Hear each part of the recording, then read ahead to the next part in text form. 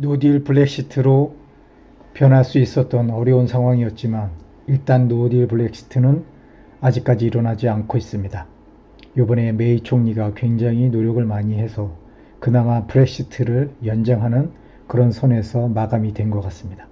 그러나 여전히 노딜 브렉시트는 위험으로서 남아있고, 그러나 최종적으로는 2019년 10월 31일까지 연장하는 것으로 합의를 보았습니다. 그 내용에 대해서 좀 더 깊이 있게 알아보도록 하겠습니다.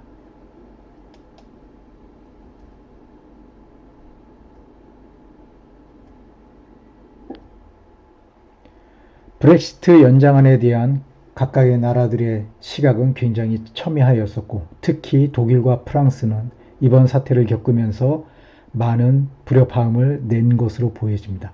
특히 시각 차이가 굉장히 컸었습니다.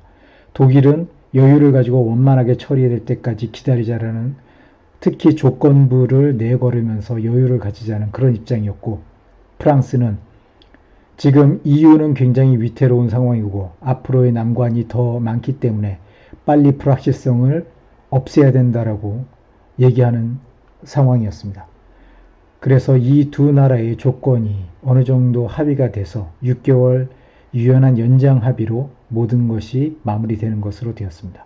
그래서 최종적으로는 2019년 10월 31일까지 연장하는 내용으로 합의가 보게 됐습니다.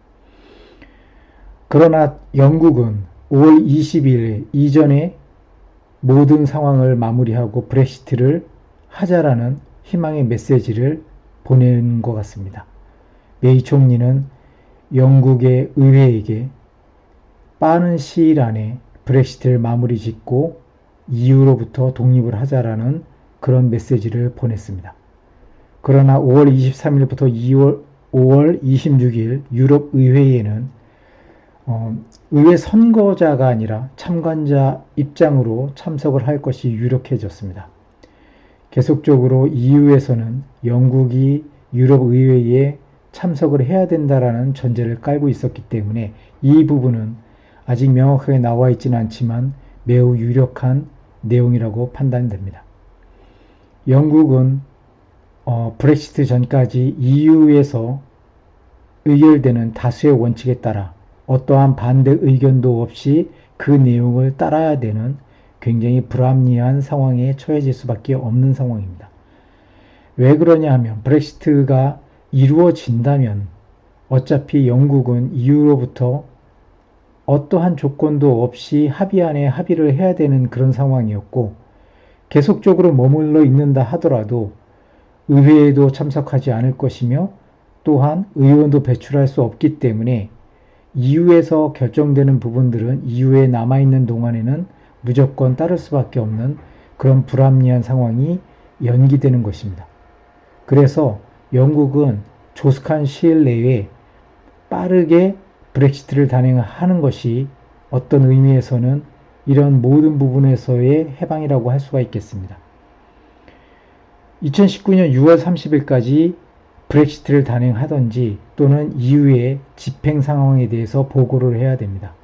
지금 상황에서는 영국은 5월 22일이 아니면 늦어도 6월 30일 이내에는 브렉시트를 단행하겠다라는 그런 의지를 보여주고 있지만 EU는 넉넉하게 10월 31일까지 기한을 연장해 놓은 상황이지만 그래도 중간에 한 번 정도는 확인을 해야 될 필요성이 있었기 때문에 6월 30일까지 진행 상황을 보고하던 브렉시트를 단행하던 이런 상황이 놓여지게 되는 것입니다. 7월 2일은 5년 임기의 EU 의회가 임기를 시작합니다.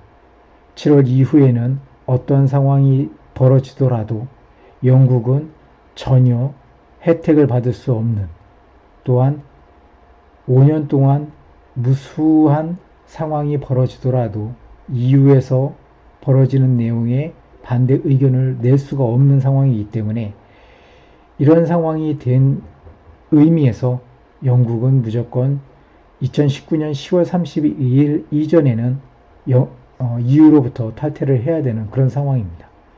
또한 이번 사태에서도 알 수 있듯이 프랑스는 완강하게 연장을 반대를 했었고 독일 또한 울며 겨자 먹기 식으로 연장을 해 주었지만 여러 뉴스에서 보듯이 영국에 대해서 굉장히 불편한 모습을 보여주었습니다.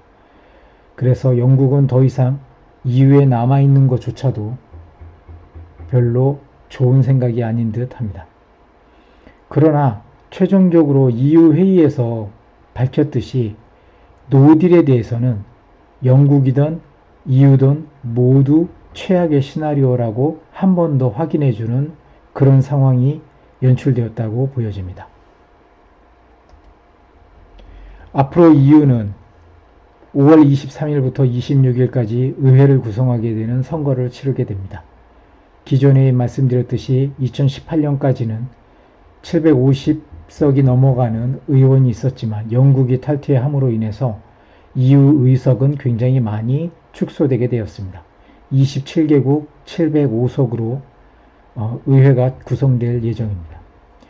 영국은 96석으로 기존의 같은 의석으로 유지될 것이고 프랑스는 기존의 74석에서 79석으로 5석이 늘어나게 됩니다. 이탈리아, 스페인, 네덜란드는 추가로 의석을 얻게 됐습니다. 기타 나머지 나라들이 기여도나 아니면 규모에 따라서 의석을 배분받게 됐습니다. EU 의회는 앞으로 굉장히 많은 문제에 직면하게 되었습니다. 브렉시트는 이제 어느 정도 내용이 넘어간 상황이고, 그리고 영국은 EU로부터 탈퇴하는 수순을 밟을 것이 확실시되기 때문에 그 외의 부분에 집중하게 될 것입니다. EU는 지금 경기 침체가 어느 정도 진행되고 있고 굉장히 위험한 상황에 직면하게 되어 있는 것도 현실입니다. 영국이 EU로부터 탈출을 함으로 인해서 EU의 전체적인 GDP 볼륨은 한 15% 정도 축소되는 그런 상황이고 굉장히 어려운 상황이 계속적으로 직면하게 있는 것은 당연하다고 보여집니다.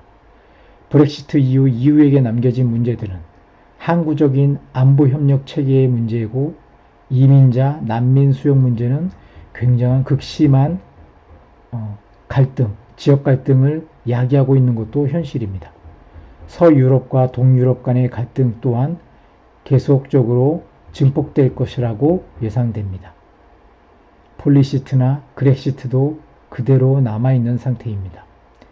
27개국 EU 회원국들은 오는 2020년 이후 EU 예산 분담금 상향 조정이 불가피한 것이 현실입니다. 2021년부터 EU 예산에서 연간 100억 유로가 부족한 상황이고 한화로는 12조 8,200억 정도가 부족한 상황입니다. 이 부분의 대부분을 독일과 프랑스가 추가 분담하게 되어 있으며 독일과 프랑스의 분담금에 대한 부담은 점점점 커질 것으로 예상됩니다. 또한 프랑스와 독일이 이만큼의 분담금이 늘어나는 만큼 기타 EU 회원국에 대한 가중되는 내용들도 또한 존재하는 것이 현실입니다. 기타 다른 나라들이 가지고 있던 자유로운 교섭이라든지 왕래 이런 부분들에서 지켜지지 않는 룰 이런 부분들을 좀 더 강력하게 요구할 것으로 점쳐지고 있는 것이 최근의 EU의 모습인 듯 합니다. 앞으로 EU는 어떤 식으로 이 부분을 극복해 나갈 것인지 굉장히 주목되는 부분이기도 합니다. 또한 최근에 미국에서 통상 압력을 가중시키고 있는 것도 EU에게는 부담스럽습니다. 중국은 점점점 EU와 가까워지면서 미국에 대한 확장을 경계하는 모습도 보여주고 있습니다. 이 부분은 앞으로 본인이 진행하게 될 월드 트레이드 워에 대해서 좀 더 깊이 있게 판단해 보도록 하겠습니다. 감사합니다.